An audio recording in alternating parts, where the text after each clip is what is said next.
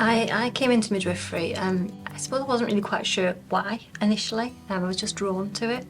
And when I started the midwifery training as a student midwife, it just felt like it was something burning inside me. Well, you'll know as a you tell someone you're a midwife and you know the hairdressers or the dentist, and they will tell you a fantastic experience or they'll tell you a negative experience. These experiences stay with the women and their families for the rest of their lives. I wanted to be a midwife because I wanted to be with women during a time where they really needed support, where women felt vulnerable, and I wanted to be that person to help make pregnancy and childbirth a really positive experience for them and their families. Sort of good quality leadership, compassionate leadership really makes a difference to, ultimately, to women and their families. So for me, when I got into a leadership role, that sentence, if not me then who, kind of resonates with me. I am a compassionate person and I really think about how it feels to be on the receiving end. Not saying I'm perfect by any stretch of the imagination. For a leader, I think that's really important to try and understand people and to empathise with people, to walk in their shoes in order to support them to be the best that they can be. I always remember having a conversation as a first year student midwife that we can't make big changes on our own, but we can create ripples. Yeah. And the more of us who create ripples, the bigger the wave that we can create, and it's about taking those people with you. I went into a leadership, finally, a leadership role after kind of being told, oh, you can now, and I suppose I was waiting for that validation of, oh, you're good enough now and you're ready. But I was probably ready a long time before that. The most interesting thing for me around leadership is people assume it's to do with hierarchy, but actually it's every single member of staff at some point has got a role to play in relation to leadership. There are people who don't consider themselves to be leaders and who don't want to be leaders because they don't want the responsibility they might see comes with leadership. But inadvertently, quite often those people are leading on every single day, but they don't realise they're doing it because somebody's not said to them, you're a leader, or they haven't got a badge that says leader.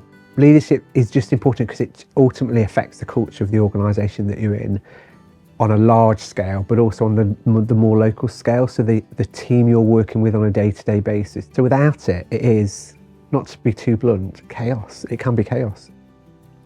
The research shows that women and families have better outcomes when they're being cared for teams that are diverse.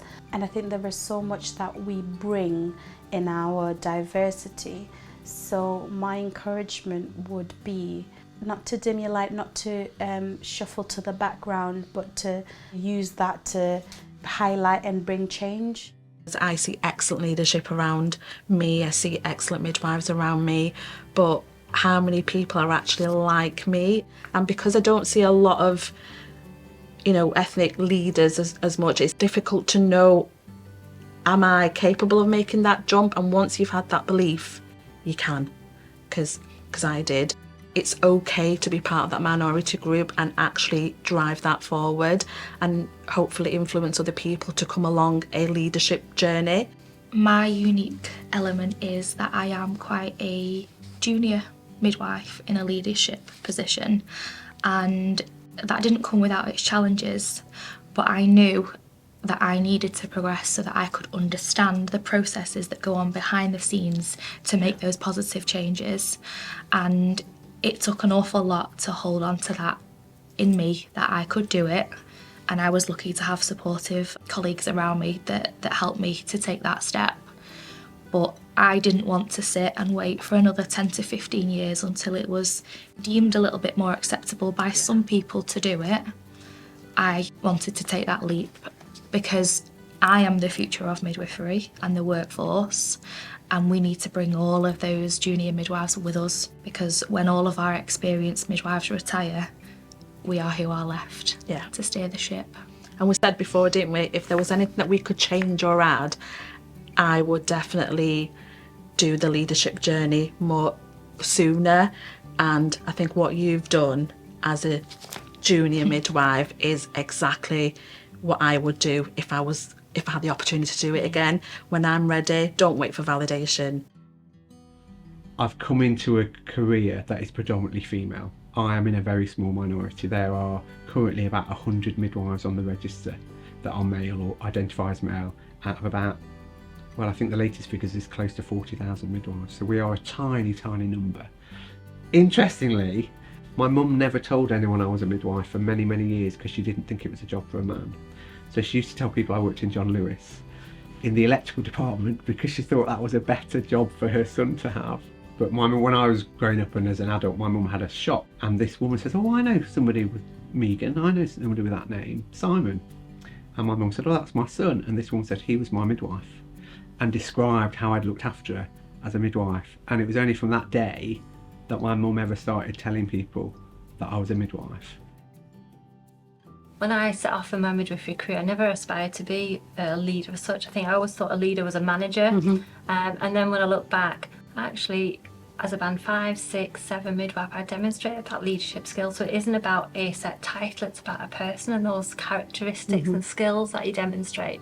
I've never really thought of myself as a leader, and it was only through this program that I've actually started realising that leaders come in loads of different shapes or forms, and you don't have to be the loudest voice that's there. It's about your care and your passion for women and their families, and part of that is as well the really caring for women who don't have a voice. So it's the women who are from minority ethnic backgrounds who often have the worst maternity outcomes, even though they're the minority in the population. So I think through the last few years I've kind of grown in understanding that I can make a difference, and my voice matters within that, and I do have something to bring to women and their care and to my peers in educating them about those different issues. If someone's asking, why should I be a leader? To make a difference. And I know you can make a difference in a lot of roles, but specifically being a midwife, it's making a difference to that woman, to that journey she will go through, and the journey I think her family will go through as well. I couldn't see myself doing anything different. It's more than a job. It's part of who you are, and I think if you are thinking about it, do it. Absolutely do it. And don't doubt yourself. Believe in what you can do. Search for people with the same ideas as you. Look for those positive role models and take every opportunity, because no time invested in yourself is lost. Leadership isn't around the badge, it's around what you can do as an individual to make a difference, whether that be to the women and birthing people that you look after or your peers. Never to be afraid, which I know is easy for me to say because we all have an element of fear. The number of heads of midwiferys, directors of midwiferys, consultant midwives I speak to who have got this massive imposter complex that they think they're not good enough. And actually, just by definition that they're doing the job on a daily basis, they are good enough.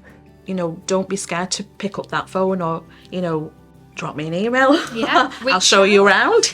I'll show you around everything. And I would encourage them to think about what's made them think about midwifery in the first place. It's not an easy role, but these aspiring midwives are the future of midwifery. Yeah. We're not just midwives, we are midwives. Yeah. It's who we are. It's not just a job, it's our life as well, isn't it? Yeah, definitely. I'll say it again, if not me, then who?